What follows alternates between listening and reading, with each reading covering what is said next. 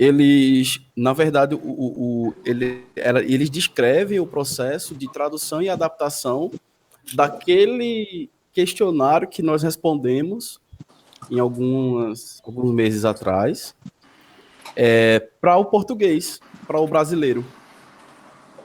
É bem simples. Os autores primeiro fazem uma introdução genérica falando do processo de convite da autor principal, que eu acho que se chama Burokovic. Evelyn Burokovic. O processo de convite para participar de uma pesquisa colaborativa sobre a autorregulação de aprendizagem com estudantes de ensino superior. E a partir desse convite surgiu a necessidade de tradução desse questionário que já existia na língua inglesa para que pudessem ser feitos estudos na língua portuguesa, que é o LACE. E aí o artigo ele relata esse processo de tradução e adaptação para a língua portuguesa.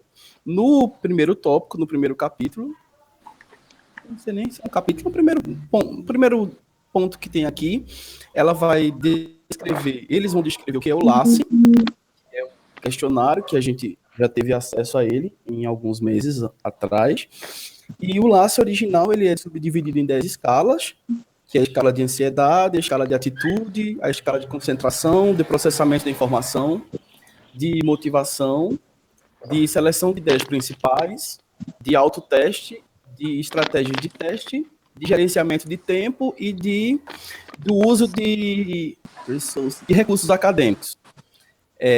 Então, o original em língua inglesa ele tem esses 10 pontos, e o da língua portuguesa ele ficou com 8, né? Cadê? Deixa eu me encontrar aqui. Bom, e aí nesse primeiro ponto ela vai descrevendo o que é que cada tópico desse, o que cada teste, o que cada ponto desse vai tratar. Ela diz que a ansiedade, as escalas de ansiedade vai preocupar com as performances acadêmicas dos alunos, e em cada tópico ela vai descrevendo o que é e vai dar um exemplo de das afirmações que tem, porque o questionário ele é uma escala tipo Likert, ele é feito em escala Likert, tipo Likert.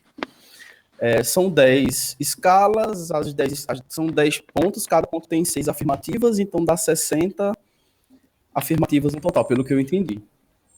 Bom, e aí o procedimento de tradução, como foi feito? Bom, o procedimento de tradução foi feito com estudantes de pós-graduação em São Paulo. Eles pegaram o questionário original e cada um fez uma tradução. Então, a primeira coisa que eles fizeram foi pegar o questionário e cada um traduzia. Tá? Elas dizem aqui que esses estudantes eles já tinham experiência com a língua inglesa, já tinham um bom domínio. E depois dessa tradução individual, eles realizaram uma reunião para que eles apresentassem as suas traduções e eles fizessem uma junção de como eles traduziram, né, para que eles pudessem comparar se a tradução tinha muitas semelhanças ou tinha muitas diferenças. Então, depois dessas reuniões conjuntas, eles pegavam as principais dúvidas e eles tiraram essas principais dúvidas com tradutores, com pessoas que eram mais especializadas. E aí eles também selecionaram algumas expressões padronizadas, porque tem expressões em inglês que, se fosse traduzir literalmente para a língua portuguesa, elas não teriam a mesma função, elas não teriam o mesmo sentido. E aí, nessas reuniões, eles decidiram entrar em consenso de como é que essas expressões deveriam ser traduzidas para todos. Então, ela coloca aqui algumas expressões, eu acho que são 14, não... Bom, é um rol de expressões aqui, como, por exemplo, notes, que eles traduziram por anotações, test, traduziram para provas. E aí tem um rol de expressões que foi convencionado que se traduziria dessa forma, independente de quem estivesse traduzindo. Depois, e aí vem a parte que eu achei mais interessante. Depois que eles fizeram a tradução final, eles pegaram um tradutor, um profissional especializado, e eles pediram para que eles entregaram uma versão final para esse tradutor especializado, e que era fluente, que trabalhava com tradução, e eles pediram para que ele traduzisse de novo, eles fizessem uma retradução do conteúdo do português para o inglês, a tradução da tradução, para que eles pudessem comparar os dois originais, comparar os dois originais, comparar o original da língua inglesa com aquele que foi traduzido, com aquele que foi retraduzido a partir da tradução para a língua portuguesa. Deu para entender? Sim. Mais ou menos. Deu ou não? Deu. Tá. Então, depois que eles fizeram isso, eles descobriram que os 60 itens que foram traduzidos, dos 60 itens que foram traduzidos, 52 estavam adequados e 8 estavam inadequados. E isso foi uma coisa muito boa, porque foi uma porcentagem muito alta, né? Cerca de 86,7% dos itens que eles traduziram foram julgados como adequados, como uma tradução adequada. Apenas 8 foram julgados como uma tradução inadequada. Desses 8 itens, eles corrigiram, né? E aí, essa questão da adequação e inadequação foi diminuída para 4.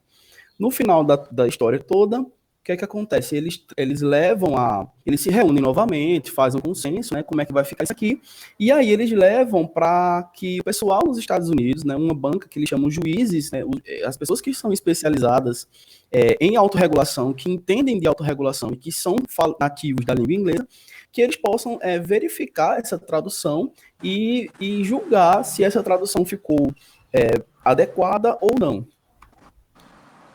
Bom, depois eles descrevem, né, que após todo esse processo de verificação, né, e de validação da tradução, é um processo minucioso, é um processo que a gente pode perceber que foi muito trabalho, mas que minimiza, como é que eu posso falar a palavra? Ele foi minimamente pensado, cada palavrinha, cada termo, para que não só se adequasse à realidade da língua portuguesa brasileira, mas que não perdesse o sentido original da língua inglesa, para que os resultados que forem obtidos, se fossem obtidos a partir das pesquisas feitas no Brasil, não tivessem diferenças, não tivessem diferenças significativas em relação à eficácia do instrumento da língua inglesa. Deu para entender? Acho que eu enrolei um pouquinho, mas deu para entender, né? Bom, e aí eles fizeram, né, após essa verificação dos juízes americanos, eles fizeram também a tradução do website que os estudantes que vão fazer que vão preencher o LACE, eles têm acesso para poder se cadastrar, para poder ter todas as orientações, os relatórios também foram traduzidos. Essa tradução dos relatórios, do site, da inscrição, ela não precisou desse rigor científico, desse rigor na tradução, como foi a tradução do instrumento em si, porque eles consideraram que as pessoas que estavam inseridas nesse processo já tinham a competência suficiente para fazer a tradução dessa parte, sem necessitar uma autorização dos pesquisadores originais americanos. E aí ela vai relatar no final do artigo que o estudo piloto foi feito também em São Paulo, em cursos de graduação, numa universidade pública, e foram inicialmente 40 estudantes que participam desse estudo piloto, e de forma resumida, os estudantes eles tiveram uma valoração muito positiva do instrumento. Alguns apontaram alguns erros, eu acho que de escrita mesmo, e esses erros foram verificados e foram corrigidos, e no final das contas os estudantes afirmam que se sentiam muito, que se encontravam, reconheciam enquanto respondiam aquele questionário, porque eles começavam a verificar que determinadas posturas eles faziam ou eles não faziam, e eles se sentiram muito bem também e se reconheceram no relatório, que é em gráfico, que o LACE ele emite, e eles conseguiram se reconhecer de fato como que aquelas práticas que estavam sendo escritas ali, de fato, eram as práticas que eles realmente faziam ou não faziam. No final das contas, o LACE na língua portuguesa brasileira, ela foi transferida, ela foi traduzida e tinham duas escalas. Na língua portuguesa tem 8 escalas. E é isso. E aí existe uma plataforma, que a plataforma se chama Autorregular. Essa plataforma foi criada e o objetivo dessa plataforma é ampliar essa pesquisa para que outros estudantes de outras regiões, que não só da região sudeste e sul, possam também participar dessa pesquisa e que essa pesquisa possa compreender ainda mais como os estudantes brasileiros eles conseguem mobilizar essas ferramentas de autorregulação ou não. E, claro, contribuir para a pesquisa que é feita nos Estados Unidos, porque essa parceria, pelo que eu entendi, ainda continua. É isso. Elvis, você também leu esse artigo? Tem alguma pergunta, algum comentário para fazer?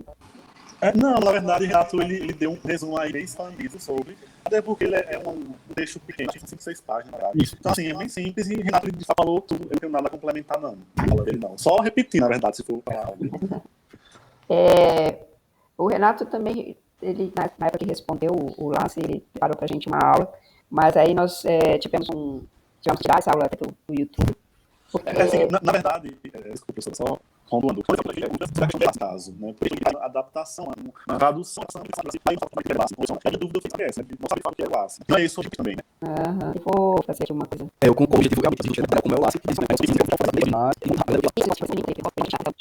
autotestagem, utilização de recursos acadêmicos, estratégias de teste ou de avaliação, né, ou de estudo, não sei. Processamento da informação, seleção de ideias principais, atitudes, motivação e ansiedade. Quais foram as que ficaram, você sabe? Sei, mas eu me perdi. Deixa eu procurar, eu não sei essa anotação. Elvis, tu acha primeiro que eu falo aí? Certo, eu tô vendo aqui. Porque essas todas que eu li, elas estão nas 60 questões. São 60 questões que você respondeu, né, Renato? Ronice, você chegou a responder também, não respondeu? Foi a primeira vez, isso que eu falei no final da apresentação daquele mapa, que assim, tem esse gap, né, tem essa lacuna que a gente precisa preencher, porque de todos os anos que eu li, que eu já reli sobre autorregulação, foi o ano passado que eu tive contato pela primeira classe. Parece que ele é guardado as 7 chaves, né? Exatamente. Então, isso é uma coisa que eu ia comentar quando a gente fez, porque foi uma insistência nossa com a Natália, que é aluna de doutorado, que defendeu o doutorado hoje, no final do ano passado, no começo desse ano, agora acho que foi começo desse ano. E a Natália abriu para, acho que algumas pessoas fizeram, acho que não sei se Luan fez também, foi isso, Luan? Foi Luan, Renato, Ronice. Isso. E eu não lembro mais quem desse grupo aqui que fez. Eu fiz também. Você fez também, Carla? Irailma fez. Irailma também fez, Ok. E aí, Renato até preparou uma aula, porque ele salvou os PDFs do LACE, e preparou uma aula explicando tal, não sei o que, divulgou no YouTube, porque ele não podia vir na reunião, na época não estávamos em isolamento, mas não poderia estar. Aí ele mandou a gente assistir a aula dele, e quando a Natália viu que tinha uma aula no YouTube no ar, ficou desesperada, porque aquilo não podia acontecer de jeito nenhum, revelar o conteúdo lá, se não poderia ser revelado de jeito nenhum. Eu fico perguntando como é que a gente estuda um instrumento se você não tem acesso ao instrumento, né? Assim, detalhe, o vídeo que eu fiz, ele era não listado, só quem podia acessar eram as pessoas que tinham o link. Então, ninguém fora do grupo teve acesso ao vídeo que eu fiz, porque ele estava não listado, então não foi público, né? Estava no grupo, né? Não nem tempo. Aí, o que acontece? Hoje nós temos alguma coisa, a gente tem o que o Renato gravou, que eu nem vou mostrar aqui, porque ele está gravando nesse momento. Eles incluíram o self-testing, que é o autotestagem, né? E eles incluíram uma nova escala, que é o... Preocupação com o estudo. Isso. Ok, vou fazer o seguinte, eu vou parar a gravação